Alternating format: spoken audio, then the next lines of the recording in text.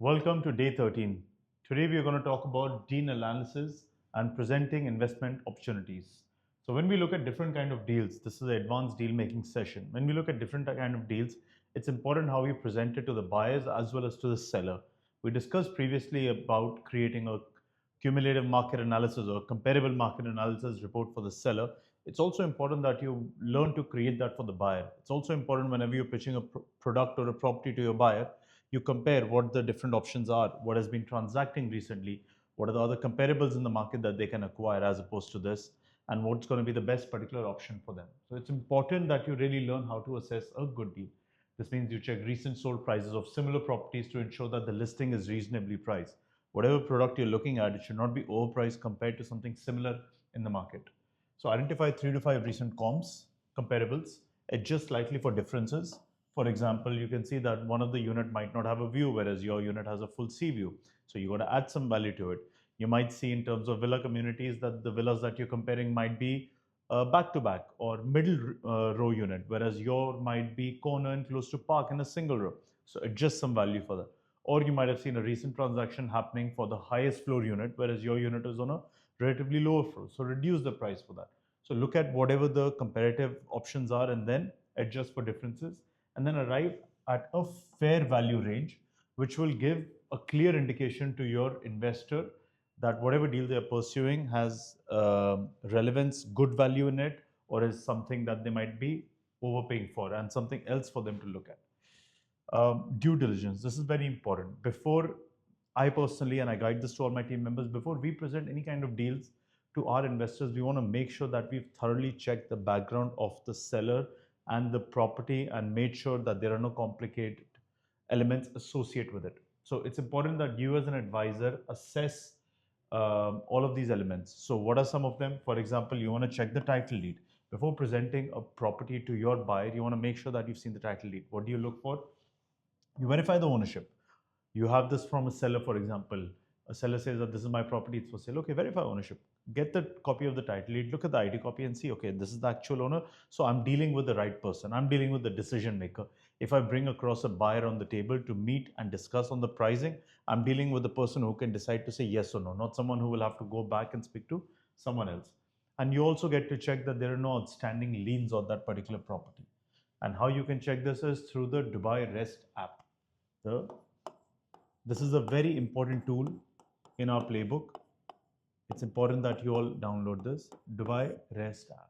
In that, for example, if you have a copy of the title deed, you can scan it. You can scan the QR code, or you can input the details, such as the building name, the land number if applicable for villas, the owner name, and I believe the size or another element, one or two more elements that you enter into it, 3, 4 basic details which you will get from title deed. The app will tell you fill out this detail and you can get those details from the title deed, and it pulls all data. It tells you, for example, are there any service charges due, homeowners or association fee due? Maybe the property is blocked. Maybe the property has a mortgage on it, or the property has a golden visa on it, due to which it's blocked and the transfer cannot be done till that mortgage or golden visa is not cleared. So you want to cross verify all this information. You don't want to reach a stage where your buyer is ready, you've convinced them, you've done the entire viewings and everything, only to realize at later stage that there is an issue on that particular property which will not even allow your buyer to transact on it.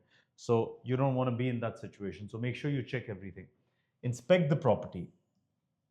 It's very important that every time you take your client to see a particular property, it could be a ready resale property, you should have inspected it beforehand. I always tell this to my team members that make sure you and your client are not seeing the property for the very first time. Your client is definitely seeing it for the first time because you're showing it to them. But you should have visited the property. You need to know about the current condition. If there are any elements that require upgrades, renovation, rectification, then you should tell them, walk them through that. By the way, I know this particular property has this issue, due to which if we are to renovate this, I've checked with the contractor, this is the kind of money that we'd have to pay. So we have to factor that in into our acquisition cost, because if you want to use it for yourself, you want to lease it, you want to upgrade and resell it, you have to spend the money to do all that. And understanding any restrictions that may be imposed on the particular property. For example, you want to check if it's rented, if it's a vacant property.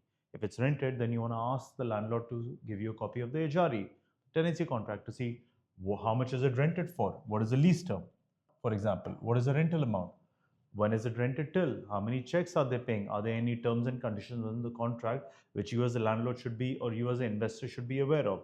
Because if your investor is buying a property, then they are taking on board all the responsibilities and liabilities that the previous seller is handing over to them. So if there's a tenant, now that tenant becomes the new investor's tenant. So essentially, and that's the same contract that continues at the same rate, same rental amount, same number of checks, same dates, everything. So you want to make sure that you've cross-verified and done the right due diligence.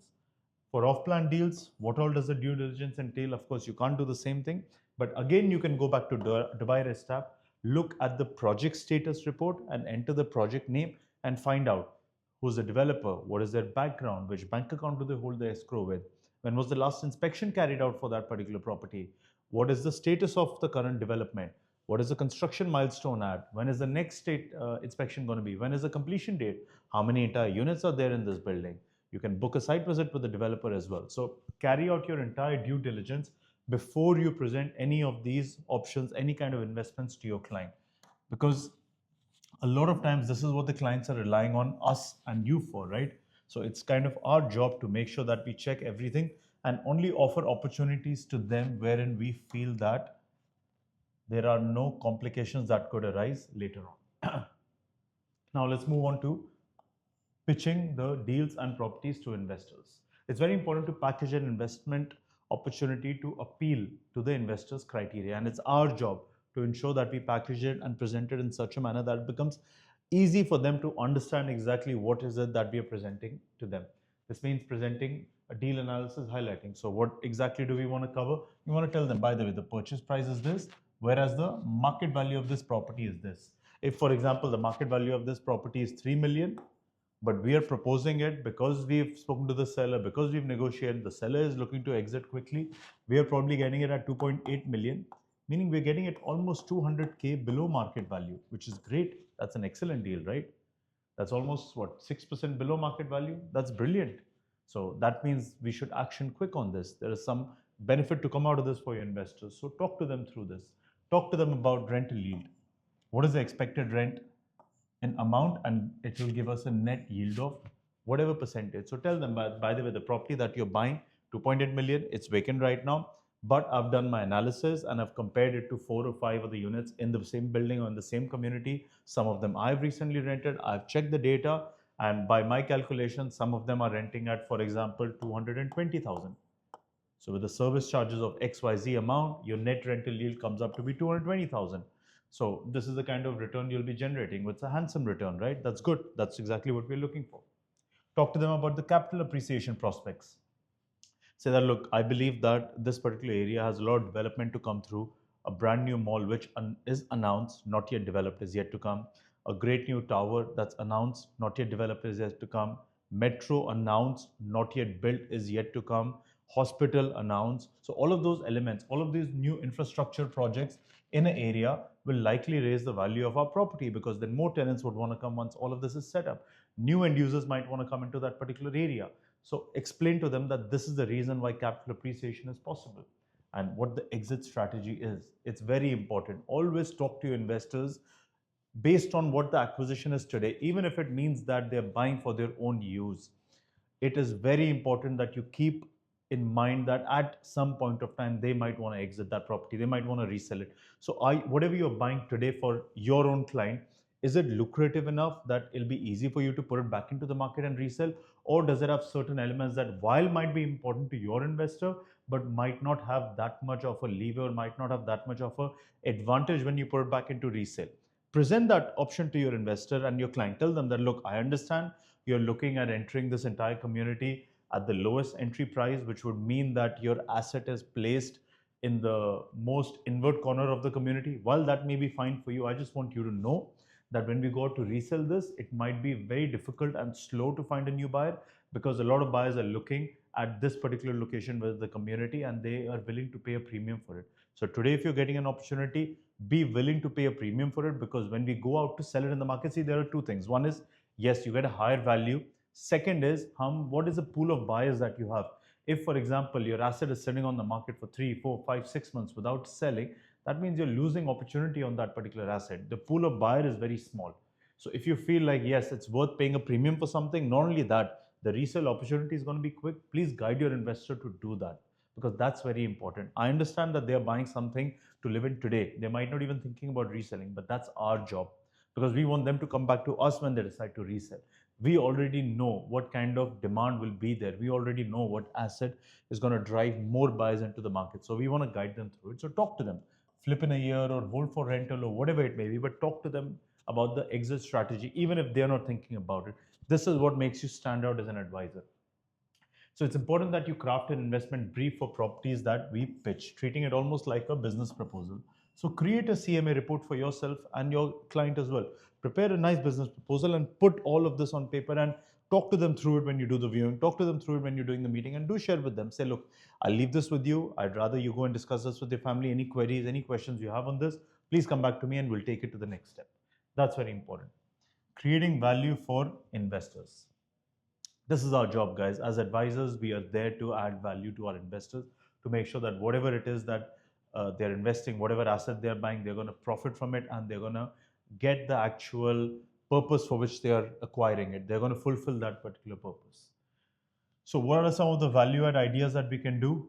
For example, like, go over and beyond. Tell your buyers that, look, by the way, I understand that, I'm presenting to you this property and it fits the requirements of your family, and you might want to rent it out or you might want to resell it after some time. But I would suggest that if you carry out this minor upgrade, it's not going to cost you much. For example, we tell this to some of our clients at times that, look, in an apartment, why don't you install white goods into your property? It's not going to cost you much. Depending on the size of the apartment, it could cost you anywhere between 5,000 to 15,000 dirhams. But it could generate you a higher rental. Not only that, you would be differentiated from all other units on the market. If there are 10 units on the market without white goods and you're the 11th unit on the market with white goods, suddenly every tenant that comes in, we have a big negotiating impact with them. We have a big leverage with them by saying that, look, our unit has that, whereas other units don't. So we are automatically able to get a slightly higher rent in it. By how much? Maybe enough to even cover your investment in 2 years timeline, maybe 2.5 years. But sometimes it's not just about, okay, I'm investing into it, I'm covering it. Sometimes it's about how quick can that asset be rented out, how much demand can that particular asset have. That's also very critical. So talk to them through those things. Provide property management solutions. Tell them that, hey, by the way, I know you're buying this property for rental and I don't just want to help you acquire it, but as soon as this property is purchased, as soon as you sign the contract to purchase, I'm going to speak to the seller. This is where you can add value. Of course, it depends if the seller agrees or not. I'm going to speak to the seller. I'm going to immediately put the property on the market for rent. I'm going to start to carry out the viewings. I'll try to get you an offer and I'll try to get you a tenant who will be locked and loaded with you to execute that particular rental transaction. And hopefully, you'll get your first rental check in hand the day you even transfer this property. So you have 0 vacancy days. Immediately upon transfer, your rental income can kickstart. So this is where you can add a lot of value. Present this to them, talk to them through it, say that I can help you through with this.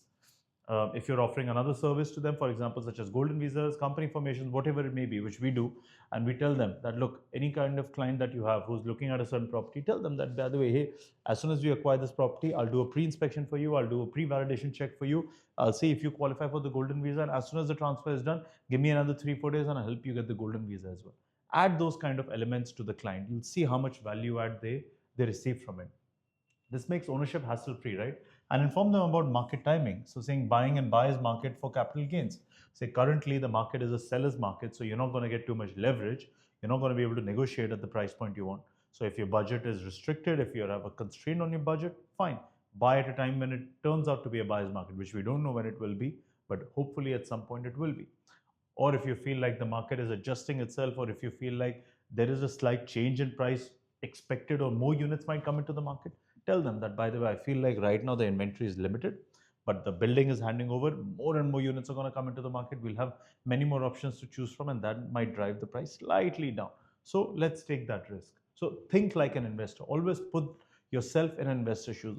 Always consider that proposal that you give to the investor in the perspective that, would I want to buy this for myself? If I had the money, if, for example, the investor's money was my money, would I personally for myself enter this particular investment? If the answer is yes, then you're going to have enough of a convincing power to get your investor to enter into that particular transaction. So you're going to operate as an advisor, not as just a salesperson.